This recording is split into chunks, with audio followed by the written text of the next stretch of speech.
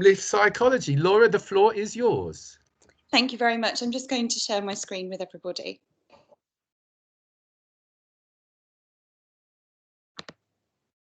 That's perfect. Thank you.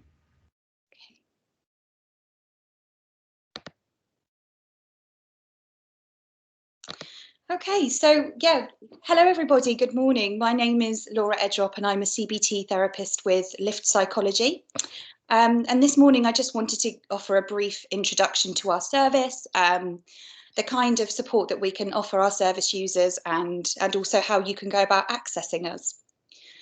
So just as a bit of a background to Lift Psychology, we were established about 25 years ago by our founder, who is Dr. Liz Howells, and she's actually received an OBE for contribution to mental health services. So we've also won many sort of regional awards over the years.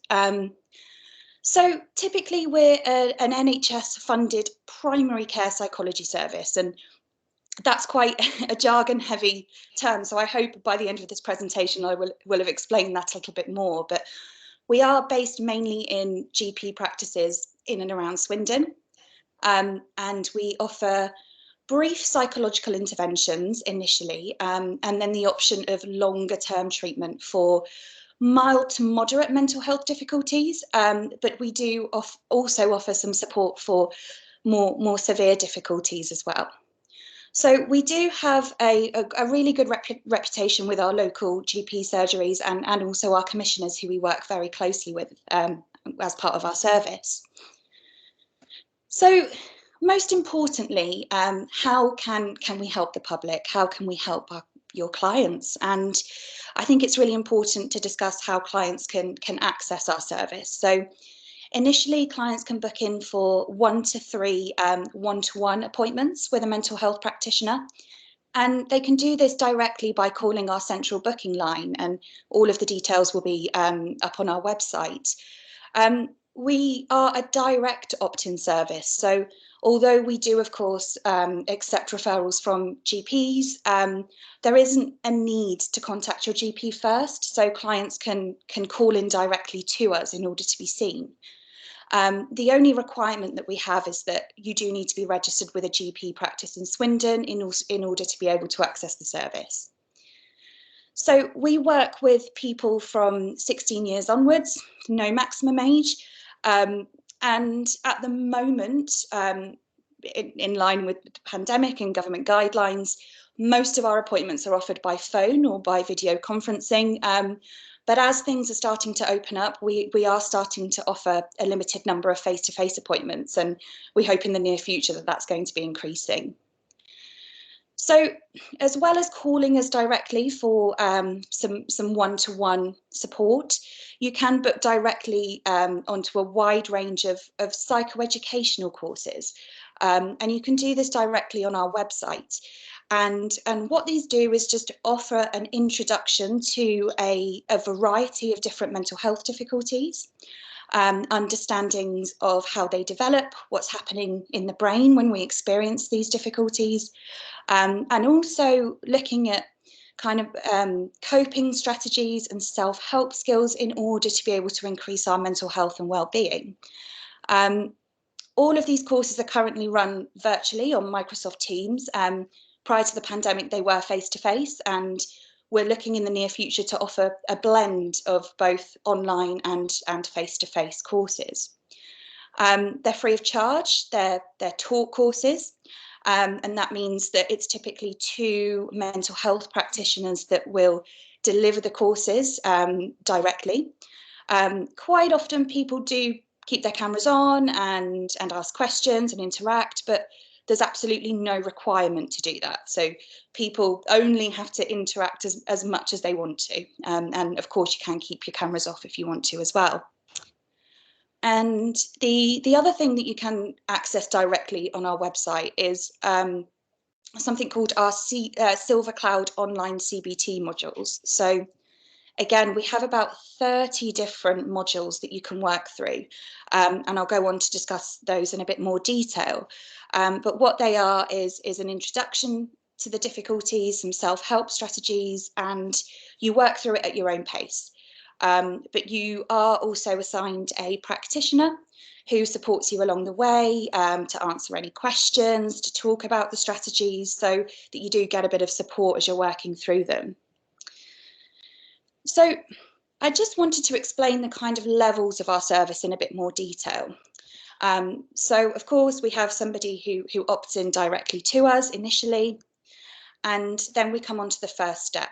So that's when you're offered your 1 to 3 appointments over the phone or online, to talk through your difficulties, have a bit of an assessment. We provide some self-help literature, some access to coping skills, and sometimes that's enough, and people's well-being feel improved, and they go back into the community. For other people, they might move on to what we call our second step, where we offer additional help. So again, I've mentioned our psychoeducational courses. We can offer an increase in appointments at this step too. So typically around 6 appointments with a mental health practitioner, where you can do a bit more involved work around your difficulties, and it's a bit more individualized.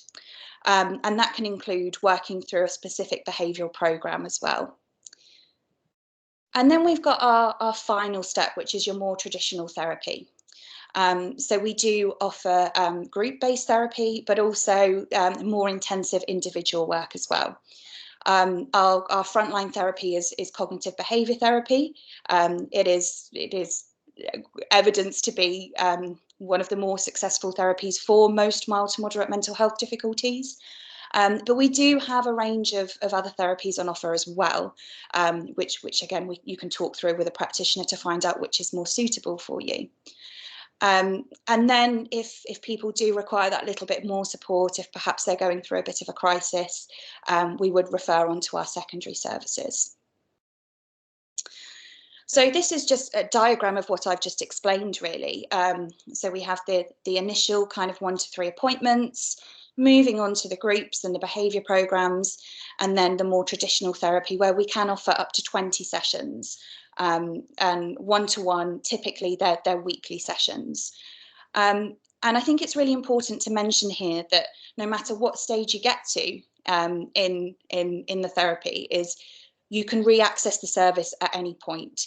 So it may be that you get to step 2, you feel that your well-being's improved, and go back into the community, and then perhaps in a few months' time things are feeling a bit difficult, and you can come back as often as you need to. So just a bit more further information about our courses, really. So they're really, really popular with our client base, and we receive really positive feedback from the courses. They're usually 4 sessions that take place weekly, for 1 to 2 hours per week. And they're, again, typically CBT based, but we also incorporate some mindfulness based strategies or solution focused strategies as well. We run the courses at many different times in the day. So we'll have some morning, afternoon, and also evening courses as well. So they're really accessible. And we have, I think there's about 18 different courses on offer at the moment. But just a bit of an outline of some of the courses that we have. The stress and mood management course is our most popular, and that's your really basic introduction to CBT and some general coping skills. And then we have the more specific courses as well. So we can look at managing panic, anxiety and worry, coping with low mood, trying to boost self-esteem, trying to help with managing anger, managing well-being after having a baby. We can offer bereavement support, which are typically run in smaller groups. Moving on from separation and divorce, we also offer a particular course for young adults that's run specifically for 16 to 18-year-olds. And then we have our introduction to mindfulness as well. And these are the courses alongside others that you can book directly on our website. We also have some additional courses that you do need to give us a call to book onto. And we have a wide range of courses to support people with long-term health conditions. So just a few examples are managing diabetes, COPD, managing MS and coping after a stroke. And we do also have a range of more intensive courses as well, such as managing obsessions and compulsions and stabilization after experiencing a traumatic event. So these ones in particular, if you don't see them on the website and you're interested in them, you'd need to just give us a call and get booked on. Similarly with the Silver Cloud online CBT modules, you can access at any time. I won't run through the different modules that you can access because there's about 30 of them. They're all listed on the website, and you just book straight on and a practitioner will be in touch to talk you through the different materials on offer. So just finally, I just wanted to cover the more traditional therapies that we offer. So these are our step 3. There are one-to-one based therapies. So these are the sessions that can last for up to 20 appointments. Our frontline therapy is cognitive behaviour therapy, where we'd be looking at how our thoughts and how we perceive certain situations can contribute to our mood and our emotions, and also looking at how we can make some behaviour changes. And as I mentioned, there are a wide range of other therapies as well. So that's been a brief overview of the support we can offer and how you can access our service. Thanks very much for listening. Apologies for arriving right at the last minute. Any questions? Thank you so much. Really great and very smooth presentation. Appreciate that. Yes, indeed. Any questions? And you can, if you'd like to unshare at the same time, Laura, that'd be great. Thanks. So, are you putting your hands up? Where are I going? There seems to be a hand up, but I can't see who it is. So if you'd like to unmute and ask away, that would be wonderful. Hi. Oh, apologies there too. That's my mistake. I've seen them now. They're coming through slowly. So let me start with Deborah and then I'll go to Sarah. So Deborah, please. Right. Okay. If I've muted everyone. So if Deborah would like to unmute and go ahead first, please. Thanks. And if you could hit your unshare button, please, Laura, to unshare this screen. Oh, apologies. Yeah, I think I've just done that now. Okay, let's try again. Deborah. Hi.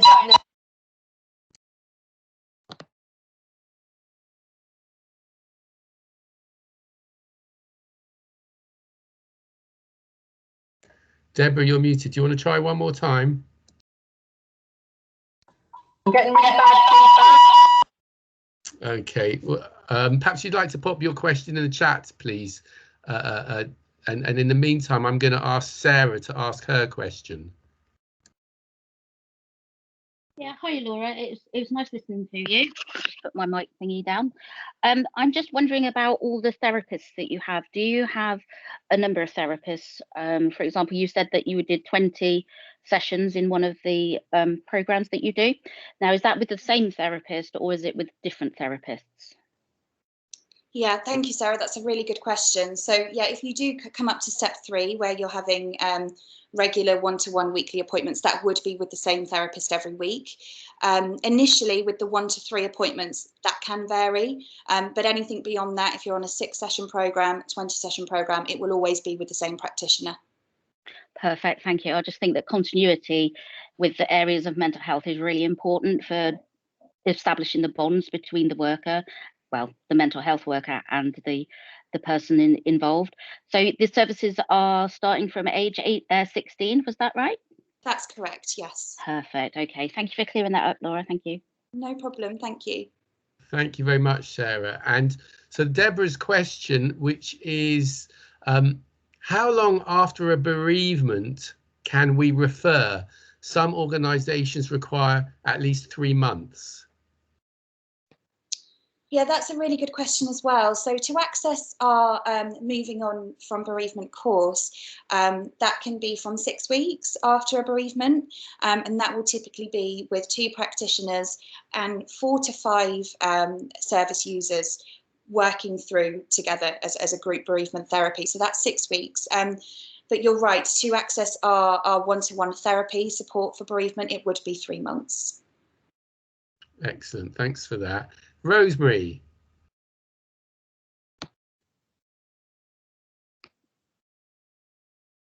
Rosemary, you're muted. There you go. Sorry, I keep unmuting.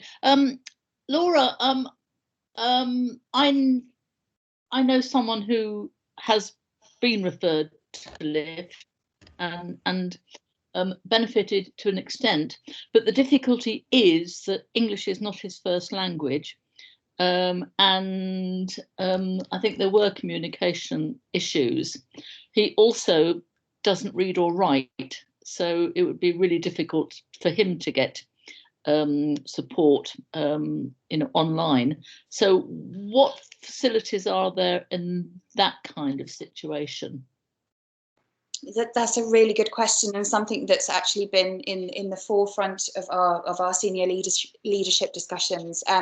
So something that we've been using quite recently is a service called Language Line, where we have access to interpreters from using a multitude of different languages, and we've recently developed a relationship with them whereby we can use the same interpreter, particularly if somebody is going on to have long-term treatment with us. So for up to 20 sessions, it's really important, as Sarah mentioned, to have that continuity. So we do have a relationship whereby we can access the same interpreter every time. And again, yeah, with reading and writing difficulties, that would be something where we would be happy to see somebody face to face. Excellent. Thank you very much. And I want to say a huge